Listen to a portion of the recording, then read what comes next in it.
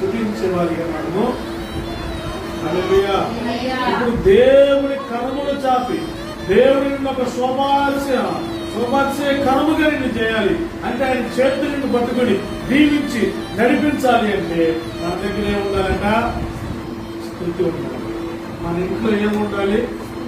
మన నోట్లో ఏముండాలి? మన మామూలుకి ఏం చేయాలి? ఆయన స్తుతిని ప్రచురము చేయాలి. హల్లెలూయా. కాబట్టి ప్రియమైన దేవుడు వాళ్ళ ఇక్కడ చెప్తున్నాడు, ఏమిటి ఆ కరము అంటే శోభస్కరము. ఏంటంట? శోభస్కరం. నీ కుటుంబం శోభాతిశయముగా ఉండాలి, నీ బిడ్డలో శోభాతిశయముగా ఉండాలి, నీ నివాసము ఎలా ఉండాలంటే శోభాతిశయమైన ఇల్లుగా ఉండాలి. అంటే ఏంటో తెలుసా? ఒక శ్రేయస్కరమైన దానిగా, ఒక శ్రేయస్కరమైన వాడిగా, శ్రేయస్కరమైన ఆశీర్వాదాలతో దేవుడిని ఎదుర్కోవాలంటే మనము ఎప్పుడు కూడా స్తుతి చేసేవాడిగా, నీవు స్తుతించేదానిగా, స్తుతి చేసేవాడిగా నువ్వుంటే ఆయన శోభాతిశయముగా నిన్ను, శోభాతిశయము కారముగా నీ దేవుడు నిన్ను. హల్లెలూయా. శోభస్కరముగా దేవుడు మనకు దీవించాలంటే మన దగ్గర ఉండాల్సింది బెరాకా లోయలో స్తుతించాడు, గొలియాతును చంపడానికి వెళ్ళినప్పుడు దానికి స్తుతించాడు, ఫిలిష్తీయుల మీదకి యుద్ధానికి వెళ్తున్నప్పుడు బలిపీఠం దగ్గరికి వెళ్ళి సమయాలు ముందు దేవుడు స్తుతించాడు రండి అని చెప్పి స్తుతించాడు. దేవుడు గొప్ప విజయాన్ని ఇచ్చాడు. మనము కూడా ప్రతి విషయంలో ప్రతి దగ్గర కూడా దేవుడికి స్తుతి చెల్లించేవారిగా,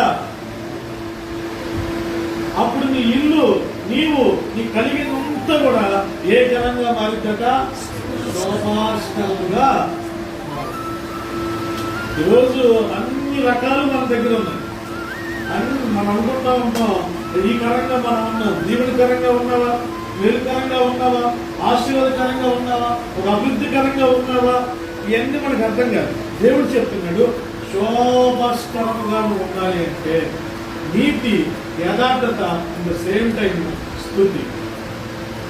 ఈ మూడు ఎప్పుడైతే మనం కలిగి ఉంటామో ఆ ఇల్లు, ఆ గుడారము, ఆ నివాసము, ఆ హౌస్, ఆ హోమ్ ఎలా ఉంటుందంటే శోభస్కరంగా. హల్లెలూయా. ఆ స్తుతి ఉండాలి ఇంట్లో.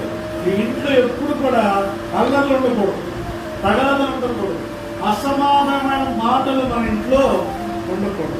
మన ఇంట్లో ఎప్పుడు అల్లర్లు, తగాదులు, చికాకులు ఎప్పుడు వినపడకూడదు.